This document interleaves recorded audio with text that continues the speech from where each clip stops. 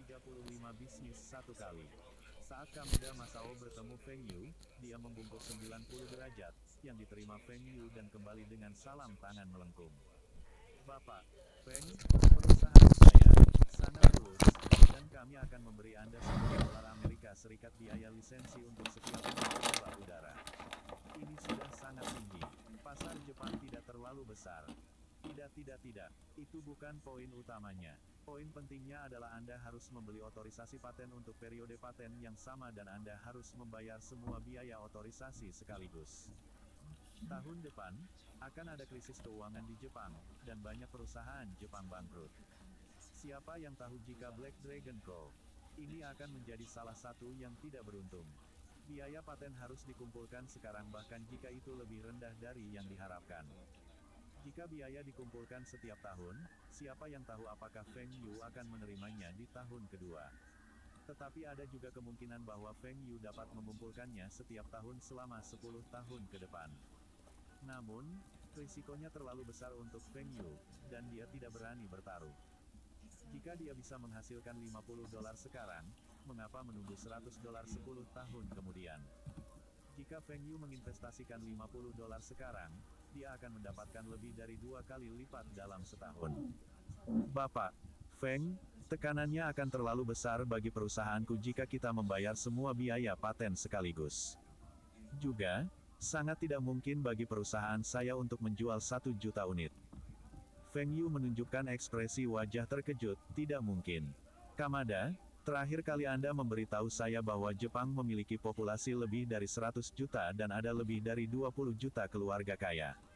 Menambahkan keluarga dan kantor ini, Anda semua akan menjual setidaknya 1 juta unit dalam 10 tahun ke depan. Ini adalah kata-kata persis yang Anda katakan kepada saya. Kameda Masao memiliki ekspresi pahit.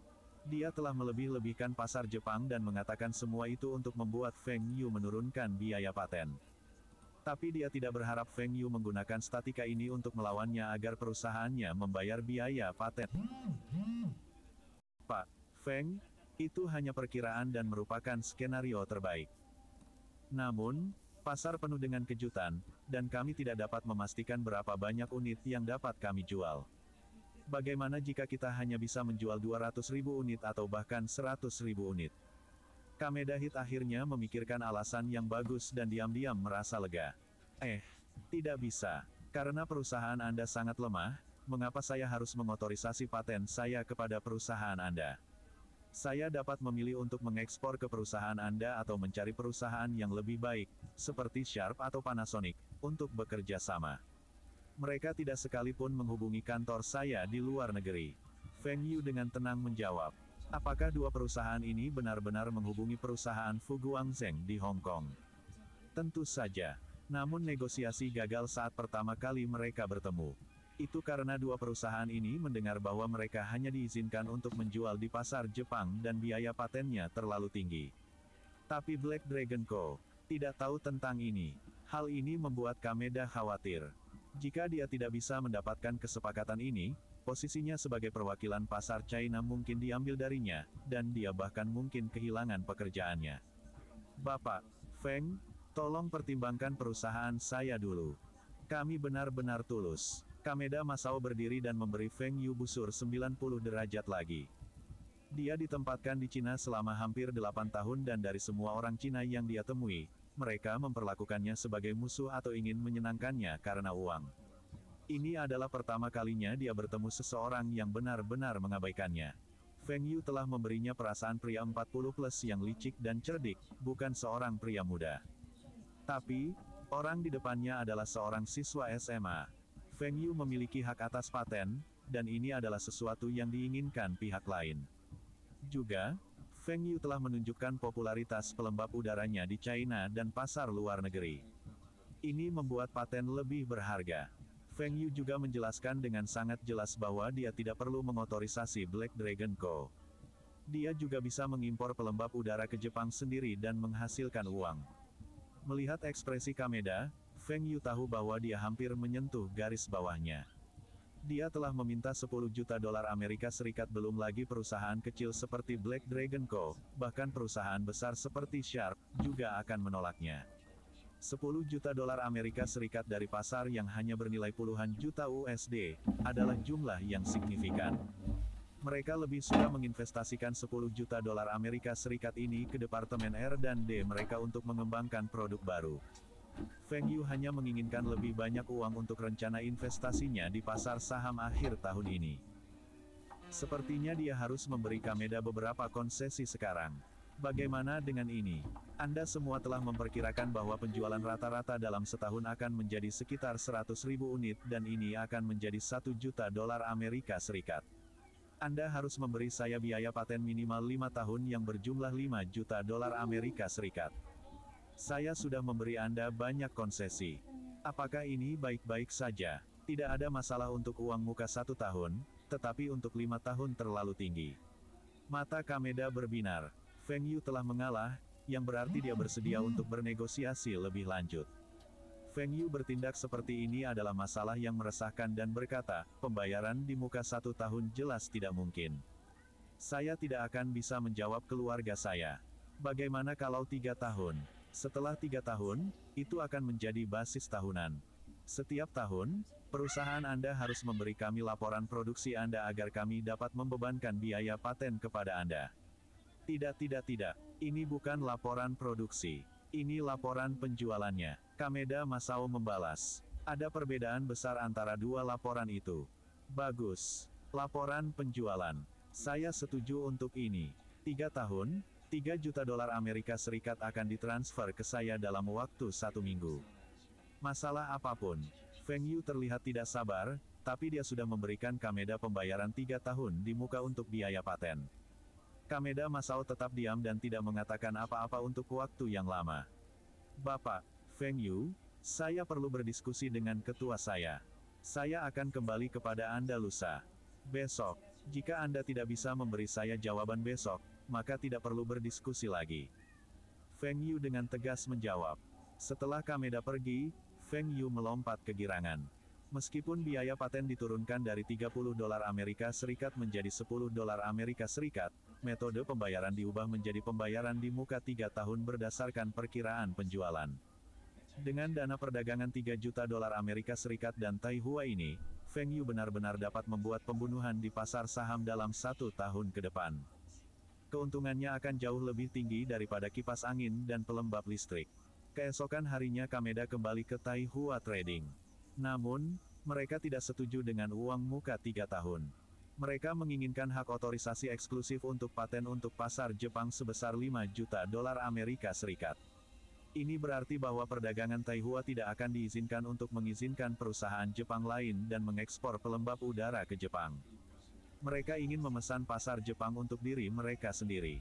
Ketua mereka telah mengambil pinjaman dari bank untuk teknologi yang dipatenkan ini.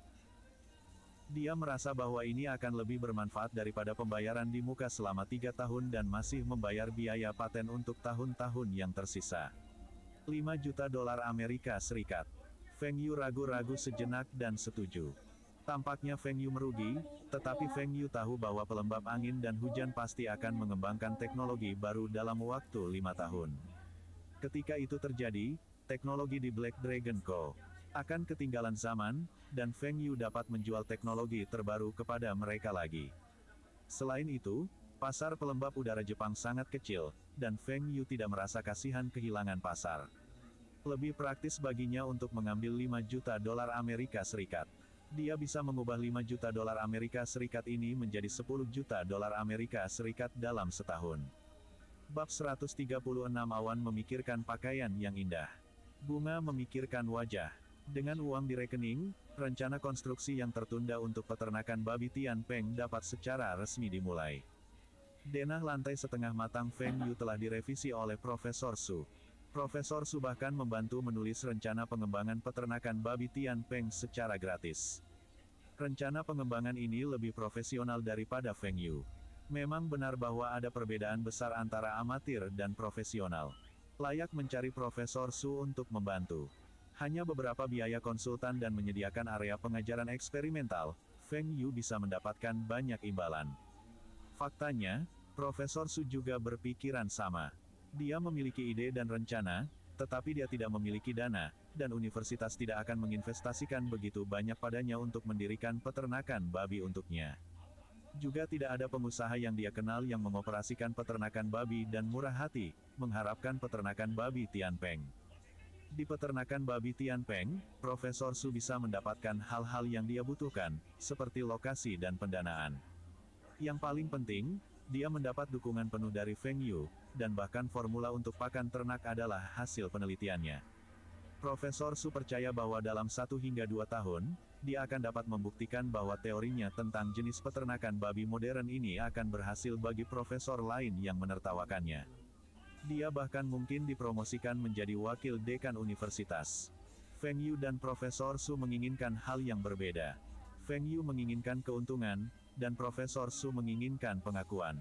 Tetapi hal-hal yang mereka inginkan tidak bertentangan, dengan demikian, mereka dapat bekerja sama.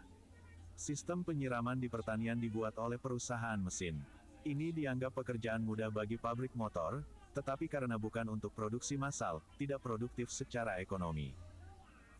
Biasanya, Li Mingde tidak akan menerima pekerjaan seperti itu, tetapi Feng Yu menunjukkan beberapa klaim yang tidak sah dan Li Mingde tidak punya pilihan selain mengambil pekerjaan yang tidak menguntungkan ini. Seringai di wajah Profesor Su semakin lebar ketika dia melihat sistem penyiraman, sistem pemberian makan, yang dikirim ke peternakan. Xiao Feng ini memang anak yang murah hati. Dia memberikan apapun yang saya inginkan dan bahkan tidak menawar. Dia sangat berbeda dengan Feng Xingtai yang terus berkata, ini bisa diganti dengan plastik dan itu bisa diganti dengan kayu. Jika mereka menggunakan bahan yang lebih rendah, bagaimana mereka bisa mengejar pertanian di luar negeri? Profesor Su memiliki harapan besar untuk pertanian ini. Dia ingin peternakan ini menjadi yang terbaik di China dan bahkan internasional. Dia ingin pengakuan membangun pertanian seperti itu. Dia ingin menjadi terkenal. Ketika itu terjadi, paten desain peternakan babi yang dia terapkan juga akan disetujui. Akan ada banyak petani China atau bahkan petani AS yang mengantri untuk membeli otorisasi. Salah, salah. Ini salah dipasang. Dengan cara ini, air akan mengalir ke atas. Para pekerja di sana berhenti. Saya katakan kepada Anda semua bahwa bagian ini adalah untuk memberi makan. Itu harus bisa berputar. Siapa yang meminta Anda untuk memperbaiki posisinya dengan kabel? Dengan cara ini bagaimana pakan ternak masuk ke dalam palung makanan? Anda, jaraknya salah. 2 meter. Ini hanya 1,8 meter. Anda tidak dapat mengambil jalan pintas dalam hal ini. Profesor Su sangat bertanggung jawab dan tinggal di pertanian hampir setiap hari, mengawasi pemasangan berbagai sistem. Ini semua adalah kerja kerasnya. Seharusnya tidak ada kekurangan. Kemarin, seorang pekerja tidak mengikuti denah lantai, dan salah satu ukuran kandang babi salah, dan ukurannya lebih kecil. Profesor Su menjadi marah. Feng Xingtai datang dan menyuruhnya memodifikasi sistem kandang babi itu. Tepat ketika Profesor Su hendak berkompromi, Feng Yu tiba. Tanpa mengucapkan sepatah kata pun, dia memerintahkan pembongkaran dinding kandang babi dan membangunnya kembali. Meskipun biaya untuk membangun kembali 2 tembok itu tidak seberapa dibandingkan dengan pembangunan seluruh peternakan babi, sikap Feng Yu memperkuat tekad Profesor Su untuk membangun peternakan babi modern yang sempurna di Cina. Tentu saja, Feng Yu juga menerima tamparan dari ayahnya di bagian belakang kepalanya. Anak yang tidak berguna ini hanya menghabiskan uang seperti air minum. Haruskah kandang babi itu dibangun kembali? Jika tidak dibangun kembali, dapatkah itu digunakan? Feng Yu hanya bisa tersenyum. Sebenarnya karena dia merasa kandang babi itu tidak simetris dan dia merasa tidak nyaman melihatnya. 2 baris kandang babi, hingga 100 partisi dan hanya 2 partisi yang berbeda dari yang lain. Siapa yang tidak merasa tidak nyaman dengan ini? Selanjutnya, Feng Yu, seperti Profesor Su, merasa bahwa berapa biaya untuk membangun kembali 2 tembok dibandingkan dengan biaya keseluruhan proyek. Juga, ekspresi tersentuh di wajah Profesor Su membuat semuanya berharga bagi Feng Yu. Profesor Su memang seorang profesional dalam hal pemeliharaan babi. Di masa depan, Feng Yu masih membutuhkan bantuannya dengan formula pakan ternak untuk pabrik pengolahan makanan Taihua. Dia tidak ingin 2 dinding ini merusak hubungan mereka. Setelah Feng Yu kembali ke rumah, dia memberitahu ayahnya tentang pro dan kontra. Semua hal memiliki label harga kecuali untuk pengetahuan. Hal terpenting untuk peternakan babi ini sekarang bukanlah uang tetapi teknik yang paling canggih. Teknik-teknik ini berasal dari Profesor Su, jadi mereka harus mengikutinya. Bagaimanapun, pertanian ini milik keluarga Feng, dan Profesor Su juga akan mendapatkan 1 sen dari keuntungan di masa depan. Profesor Su dapat dianggap bekerja untuk mereka secara gratis sekarang. Apa yang harus tidak bahagia? Setelah mendengar dari Feng Yu, Feng Xingtai merasa lebih baik. Jadi, Profesor Su ini bekerja untuk kita. Tetapi mengapa pekerja ini lebih gigih dan agresif daripada bos? Mungkin karena dia adalah seorang profesor dan dia mendapat kebanggaan sebagai orang yang berpendidikan. Feng Xingtai tiba-tiba teringat bahwa Profesor Su adalah seorang profesor dan dia hanya seorang petani.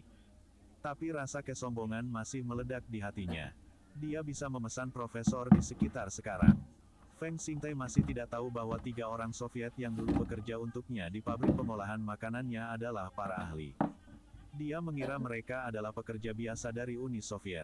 Pembangunan peternakan babi berjalan lancar dan sangat cepat. Ini juga karena Feng Yu telah menghabiskan banyak uang untuk konstruksi ini. Meskipun ini meningkatkan biaya, tetapi itu menghemat banyak waktu untuk Feng Yu. Yang lain tidak mengerti. Tetapi bagi Feng Yu, waktu lebih berharga daripada uang. Semakin cepat Anda, semakin awal Anda dapat menangkap pasar. Menangkap pasar adalah aspek paling kritis dari peternakan babi ini. Chief Officer Departemen Pertanian dan Wen De Guang sering mengunjungi peternakan selama konstruksi. Mereka tersenyum ketika melihat transformasi pertanian. Ketika peternakan babi ini selesai, mereka akan melapor ke atasan mereka dan kemudian hanya peternakan ini sebagai contoh untuk seluruh negeri.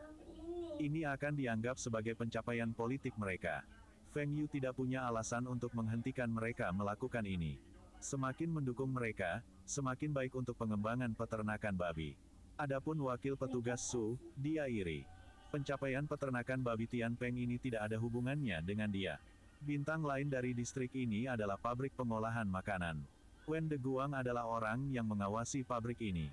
Berdasarkan peternakan babi dan pabrik, kepala petugas peternakan dan Wen De Guang pasti akan dipromosikan, sedangkan wakil petugas Su kemungkinan besar akan tetap sebagai wakil sampai pensiun. Berderak, para pemimpin dan tamu terhormat, hari ini adalah pembukaan peternakan babi Tianpeng. Saya ingin mengucapkan terima kasih kepada semua orang karena telah meluangkan waktu dari jadwal sibuk Anda untuk berada di sini. Sekarang, mari kita undang Chief Officer untuk mengucapkan beberapa patah kata. Wen De Guang, yang juga sebagai pembawa acara, berdiri di pintu dan menjadi tuan rumah upacara pembukaan. Usai sambutan ketua, para pimpinan lainnya bergiliran memberikan sambutan. Hampir semua pemimpin dari Departemen Pertanian ada di sana, kecuali wakil petugas Su. Sekarang, mari kita ajak Chief Officer dan pimpinan lainnya untuk menanam pohon. Semoga peternakan babi Tianpeng berkembang dan tumbuh kuat seperti pohon. Di halaman, seseorang sudah menggali lubang dan meletakkan bibit pohon di sana. Para pemimpin hanya berkerumun, menyekop tanah secara simbolis dan menyeka keringat yang tidak ada dari dahi mereka. Ada wartawan dan kamera di sana. Mereka harus menampilkan pertunjukan yang bagus dan berakting mereka bekerja keras. Feng Yu memandang ayahnya yang tersenyum bahagia ke kamera dan kemudian dia melihat latar belakang di belakang ayahnya. Feng Yu tertawa sendiri. Di pintu, Feng Yu telah menempelkan sepasang bait baru yang dia tulis secara pribadi. Awan memikirkan pakaian yang indah. Bunga memikirkan wajah. Babi berpikir untuk menjadi gemuk. Orang-orang berpikir untuk menjadi terkenal. Catatan penerjemah, teks asli bait adalah hal yang paling dibenci dari pejabat pemerintah yang ditulis dalam novel ini adalah mereka suka mengklaim keberhasilan orang lain. Mungkin itu dalam budaya mereka. Apakah Cina benar-benar seperti ini? Bersambung, terima kasih telah menyaksikan dan mendukung channel ini.